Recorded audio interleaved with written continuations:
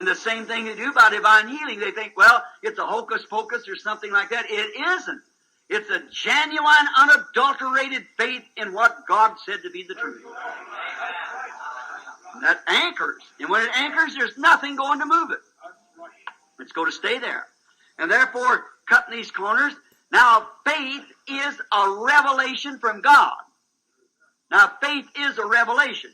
Now, that's where I want to stay there just a moment. It's a revelation. He has revealed it to you by His grace. It's nothing you did. You didn't work yourself up into faith. You ever have faith that's given to you by the grace of God. And God reveals it to you. Therefore, faith is a revelation. And the whole church of God is built upon the revelation. A Baptist minister told me not long ago, he said, I just can't accept revelation. I said, then you cannot accept the Bible. You cannot accept Christ because He is the revelation of God. He's God revealed in flesh. Therefore, the whole church is built upon divine revelation. Jesus said to, I believe it was Peter, he said, who does man say I, the Son of Man, am? He's talking to his disciples, and some said, you're Elias and Moses or one of the prophets, and Jeremiah.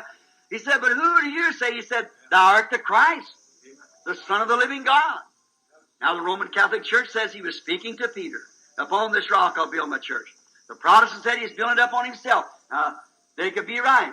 But to me, both of them's wrong. It was upon the spiritual revelation of who he was. Flesh and blood has not revealed this to you, Peter, but my Father which is in heaven has revealed this to you. And upon this rock, the revelation of who He is. Upon the revelation, He is the Word in the whole. Upon this rock I'll build my church, and the gates of hell cannot prevail against it. It showed the gates of hell would be against it. Able by faith, revelation. No Bible written in those days. Able by faith offered unto God a more excellent sacrifice than that which came, which God testified He was righteous. How? By faith. How? By revelation.